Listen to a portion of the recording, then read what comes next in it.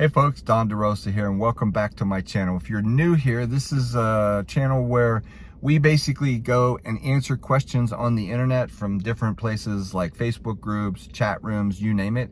I'll take a random question and I'll answer it for all the creative real estate folks out there. If you're new to this, welcome. Please hit the subscribe and the like button.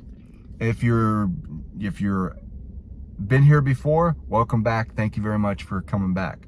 Today's question is from a Frankie Furlan. I hope I'm pronouncing that right. And these people don't know that I'm answering their questions.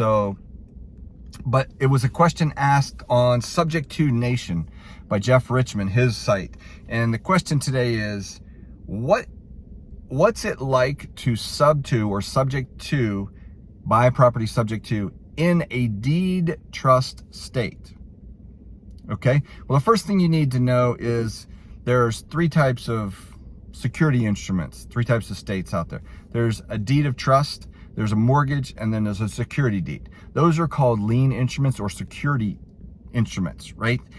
And what those do is they put a lien on the property. They pledge the property as collateral for the promissory note that's signed by the homeowner.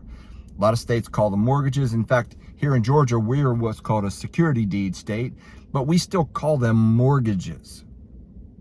I have a mortgage. Well,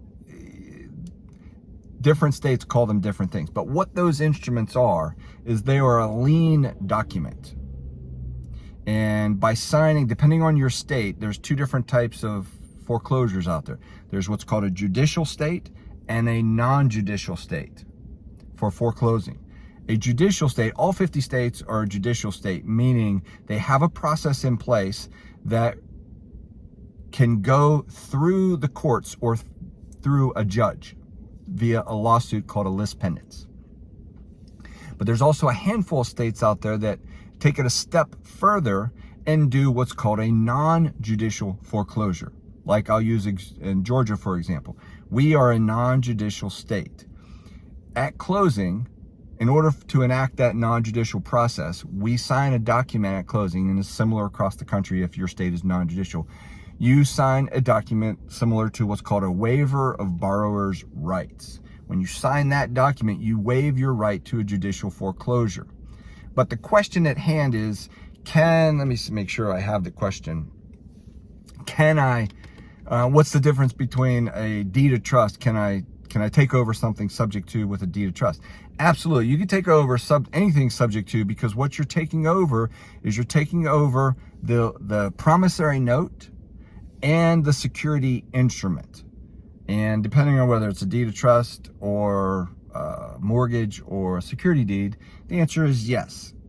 And a lot of people, we can get into another question, which we're not going to get into in this video, is what about the due on sale clause? All those instruments have that clause in them. You just have to understand that although it's in there, the likelihood, I'm not saying that it won't happen, but the likelihood of a bank calling a loan due is pretty rare. But that's another discussion for another day. So to answer the question at hand, it doesn't matter whether you're in a deed of trust, security deed, or a mortgage state. You can take all of those over subject to.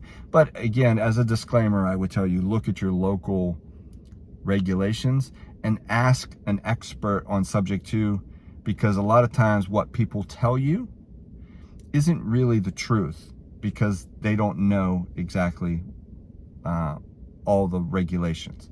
So find somebody that has done several subject tos in your state and ask them that specific question. Or if you want, drop me a comment down below, and I'll be happy to answer a specific state question. Okay, but these are just general statements. So if you like this, please hit the subscribe button, because I'm going to be bringing more of these to you every single day. So hit the like button, hit the subscribe button, the thumbs up button, and hit the notifications so that you'll get notified whenever I drop these things every day. So until next time, thank you very much. Have a good day.